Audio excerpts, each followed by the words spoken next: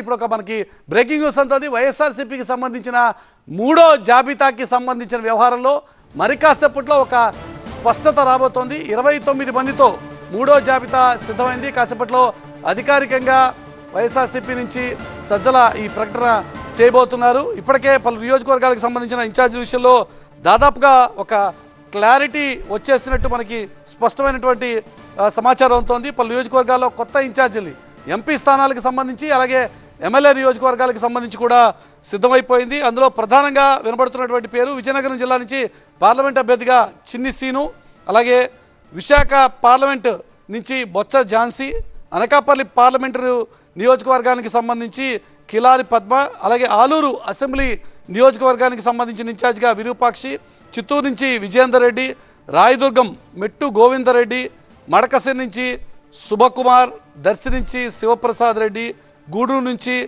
మేరుగు మురళి, అలాగే గంగాధర నెల్లూరు నుంచి నారాయణస్వామి కుమార్తె కృపాలక్ష్మి పేర్లు దాదాపుగా ఒక నిర్ణయానికి, ఈ పేర్ల విషయంలో ఒక నిర్ణయానికి ఇప్పటికే వచ్చినట్టు మనకు తెలుస్తుంది. మొత్తం 29 మంది వరకు పేర్లు ఉండవచ్చు అన్నది సమాచారం. అందులో కొన్ని పేర్ల విషయంలో దాదాపుగా ఒక స్పష్టత వచ్చింది. అధికారిక ప్రకటన మరి కాసేపట్లో రాబోతోంది. పూర్తి అప్డేట్స్ అందించడం కోసం మా అసోసియేట్ ఎడిటర్ హసీనా ప్రస్తుతం విజయవాడ నుంచి లైవ్లో జాయిన్ అవుతున్నారు. హసీనా, ఎంతసేపట్లో ప్రకటన రాబోతోంది? 29 పేర్లు అంటున్నారు. 29 పేర్లు ఫైనల్ లిస్ట్ అనుకోవాలా, లేక ఇంకా తదుపరి 4వ జాబితా కూడా ఉండే ఆస్కారం ఉందా? ఖచ్చితంగా 4వ జాబితా కూడా ఉండే అవకాశం అయితే కనిపిస్తుంది. ఎందుకంటే ఇంకా కొంతమందివి ఇంకా ఫైనల్ కాలేదు. ఇంకా ఒక 5 నుంచి 6 వరకు కొత్త జాబితాలు ఇంకా పెండింగ్ ఉండే అవకాశం అయితే కనిపిస్తుంది.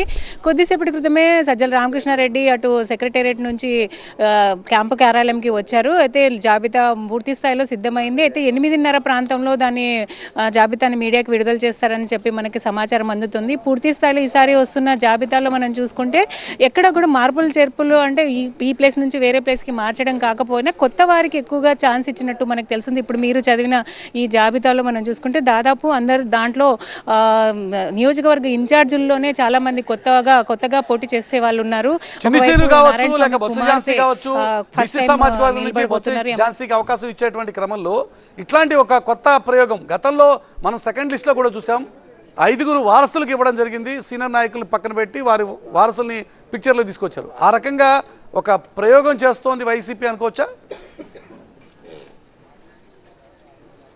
ఖచ్చితంగా ప్రయోగం చేస్తుంది. ఇప్పుడు వస్తున్న లిస్టులో మనం చూసుకుంటే కొత్తగా ఫస్ట్ టైం ఎమ్మెల్యేగా పోటీ చేసే వాళ్ళే ఎక్కువ మంది కనిపిస్తున్నారు. దీంట్లో ఉన్న కొంతమంది మాజీ పోలీస్ ఆఫీసర్లు ఉన్నారు, కొంతమంది ఏపీఐసీ చైర్మన్ కూడా ఉన్నారు. ఇలా కొంతమంది ఉండడం వల్ల దీంట్లో ప్రధానంగా మనం చూసుకుంటే ఒక నాయకులకు కుమార్తెలకు కుమారులకు ఇవ్వడంతో పాటు కొత్త వారికి ఎక్కువగా ఛాన్స్ ఇస్తున్నారు. అసలు ఇప్పటి వరకు మనం ఊహించని పేర్లు కూడా కొన్ని తెరపైకి వస్తున్న నేపథ్యంలో ఈసారి లిస్టులో కూడా మనం చూసుకుంటే అంత కొత్త వారి పేర్లు ఎక్కువ కనిపిస్తున్నాయి. అటు ఎంపీలకు సంబంధించి స్థానాల్లో కూడా దాదాపు పూర్తి స్థాయిలో ఖరారైంది. ఇంకా రాజమండ్రి, కొన్ని ఏలూరు, అనకాపల్లి ఇటు కొన్ని ప్రాంతాల్లో మాత్రం ఇంకా ఖరారు కావాల్సి ఉంది. సో ఓవరాల్గా ఒక మరికొద్ది సేపట్లో ఈ లిస్ట్ అయితే విడుదల చేస్తారు. అయితే 4వ లిస్టు కూడా ఉండబోతుందని అయితే ఖచ్చితంగా చెప్తున్నారు. ఎందుకంటే ఇంకా కొన్ని 5-6 పేర్లు ఇంకా రావాల్సి ఉంది.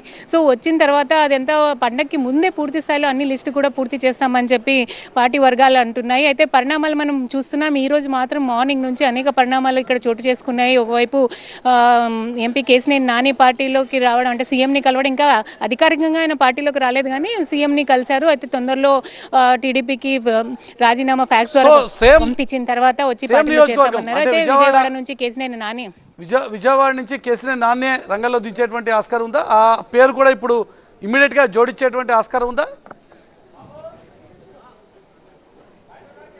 ఖచ్చితంగా విజయవాడ అంటే ఈ లిస్టులో ఇప్పుడు సడన్గా అంటే ఇప్పుడు తయారైంది కాబట్టి ఆ లిస్టు మళ్ళీ ఏమన్నా ఇప్పుడు ఆయన వచ్చి జాయిన్ అయిన తర్వాత పేర్లు ఏమన్నా దాంట్లో విజయవాడ ఎంపీగా కేసినేని నాని పేరు ప్రకటిస్తారా అనేది చూడాల్సి ఉంది. అయితే విజయవాడ నుంచి కేసినేని నాని పేరు అయితే ఖరారైపోయింది. దాదాపుగా ఆయననే పోటీ చేయబోతున్నారు. ఆయన కూడా ప్రెస్ మీట్లో మాట్లాడుతున్నప్పుడు కూడా నేను జగన్తో కలిసి నడవడానికి సిద్ధమయ్యానని కూడా ఆయన చెప్పారు. సో విజయవాడ నుంచి అటు వైసీపీకి కూడా ఎవరు క్యాండిడేట్ లేరు, బీసీ క్యాండిడేట్ని పెడదామనుకున్నారు విజయవాడ నుంచి. అయితే ఇప్పుడు ఆయన పార్టీకి రాజీనామా చేయడం వల్ల అటు ఇటున్న ఎమ్మెల్యేలంతా ఎవరైతే విజయవాడ ఈ జిల్లాకు సంబంధించి ఉన్న ఎమ్మెల్యేలంతా కూడా కేసినేని నానిని పార్టీలో తీసుకుంటే బాగుంటుందని చెప్పి అధిష్టానాన్ని కూడా తెలిపారు. సో కేసినేని నాని కూడా ఆయన రావడానికి సుముఖంగా ఉండడంతో ఆయనని పార్టీలో తీసుకున్నారు. సో కేసినేని నాని ఎంపీగా ఇక్కడ నుంచి పోటీ చేస్తున్నారని ఖచ్చితంగా చెప్పొచ్చు.